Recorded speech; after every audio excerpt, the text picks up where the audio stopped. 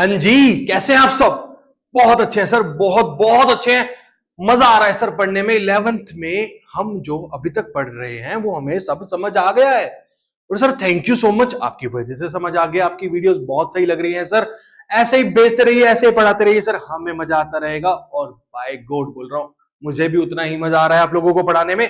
बस आप हमें मोटिवेट करने के लिए लाइक करते रहो, चैनल को सब्सक्राइब प्लीज कर लो। और कुछ भी प्रॉब्लम हो कमेंट में, या कुछ भी सजेशन हो कमेंट बॉक्स में, या कुछ भी कहना हो कमेंट बॉक्स में बस लिख दो।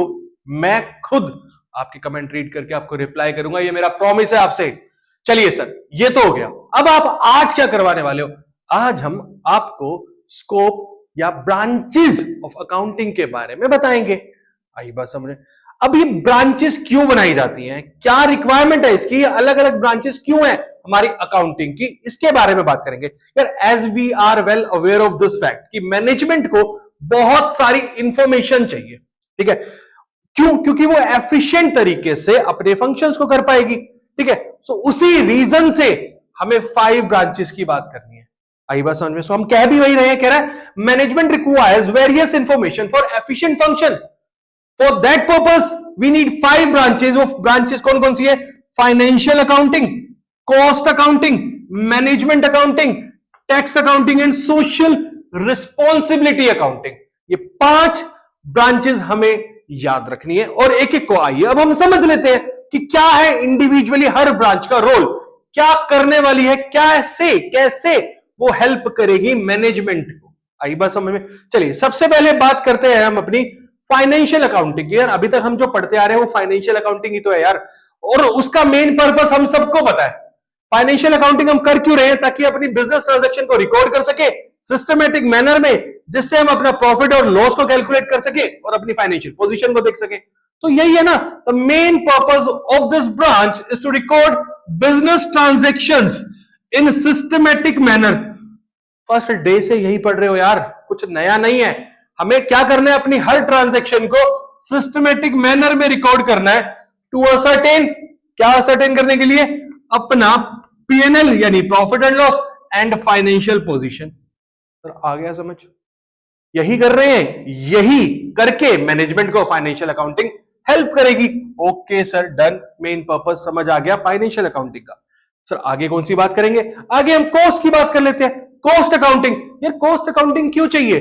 ताकि मैं टोटल कॉस्ट अपने बिजनेस में जो मैं प्रोडक्ट्स या सर्विसेज दे रहा हूं उसकी असर्टेन कर सकूं, या किसी भी गुड्स की पर यूनिट कॉस्ट को असर्टेन कर सकूं। ओके सर, इससे करने से क्या होगा? मैनेजमेंट इस पे अपना कंट्रोल लगा पाएगी।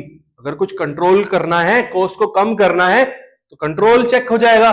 सर कंट्रोल चेक हो जाएगा तो एडवांस एस्टिमेशन में हमें हेल्प मिल जाएगी। तो यही तो बात है यार, कह रहा है purpose of this branch is to calculate total cost और per unit cost. As the case में भी जैसे मैनेजमेंट को रिक्वायरमेंट होगी, वो अपनी टोटल कॉस्ट चेक कर लेगी, कैलकुलेट कर लेगी, या पर यूनिट कॉस्ट किसकी, या तो वो गुड्स प्रोड्यूस कर रहे होंगे या वो कोई भी सर्विस रेंडर कर रहे होंगे, ठीक है, of good produced and services, या और services rendered by business. And this will help management to control the cost by advance estimation. हमने पहले ही एस्टिमेट कर लिया कि हमारी कॉस्ट यहां ज्यादा जा सकती है, तो उससे हम अपने कॉस्ट को कम कर देंगे, लोअर डाउन द कॉस्ट, ठीक है, ताकि हम अपनी प्रॉफिटेबिलिटी को इंक्रीज कर पाए। बट यस, क्वालिटी के साथ कॉम्प्रोमाइज नहीं करेंगे। आई बात समझ में? चलिए सर आगे बताएं। नेक्स्ट है हमारी मैनेजमेंट अकाउंटिंग। सर अभी मैनेजमेंट के लिए भी अकाउंटिंग होती है? हाँ जी बिल्कुल होती है। यार मैनेजमेंट के लिए क्यों चाहिए?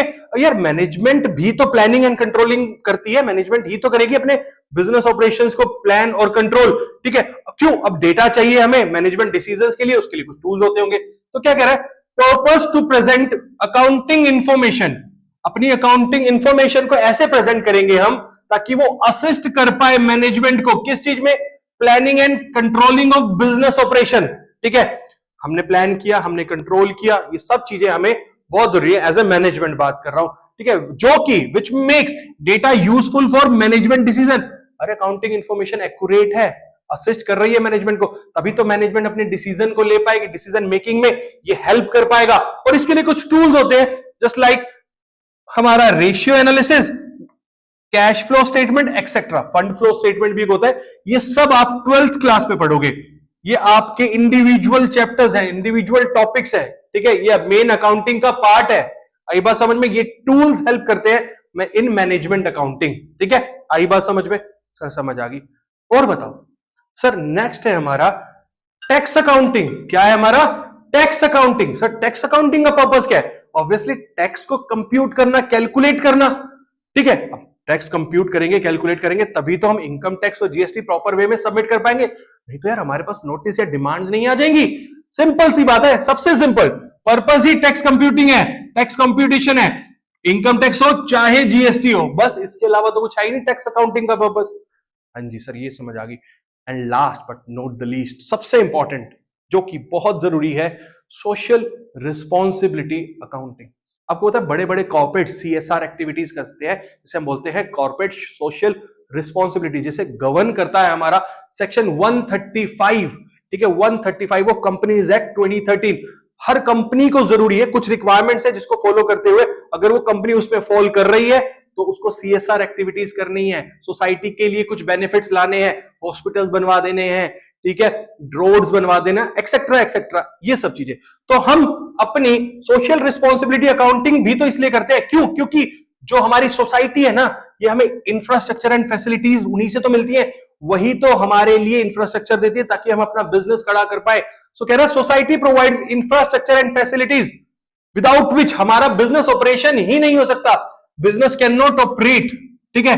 अब हमारी भी रिस्पॉन्सिबिलिटी है, कह रहा बिजनेस की भी रिस्पॉन्सिबिलिटी है टुवर्ड सोसाइटी कि हम एम्प्लॉयमेंट प्रोवाइड करें, एनवायरमेंटल एक्टिविटीज की तरफ ध्यान दे, एनवायरमेंट की तरफ कंट्रीब्यूट करें, और कस्टमर सेटिस्फेक्शन भी सबसे ज्यादा जरूरी है। हम जो प्रोडक्ट और सर्विस रेंडर कर रहे हैं उससे हमारा कस्टमर सेटिस्फाई है या नहीं, ये भी हमारी ही रिस्पॉन्सिबिलिटी। हमें देखना है कि यार हमें सोसाइटी ने इंफ्रास्ट्रक्चर प्रोवाइड कर दिया, हमने ऐसा प्रोडक्ट बनाया जिससे हमारा कस्टमर ही सेटिस्फाई नहीं है, तो यार कैसे चल पाएगा? सो इसीलिए social responsibility accounting is necessary. आई बात समझ में? सर ये 5 ब्रांचेस को याद कैसे करा जाता है? तो आपको एक ब्रांच कोड दे दे, दे दे? सच बताओ, ऐसे याद नहीं हो पाएगा। लो फिर आपको एक बात बताता हूं, आपको एक पहले तो ब्रांच कोड दे देते हैं, एफएमएस से टीसी, ये है आपका ब्रांच कोड।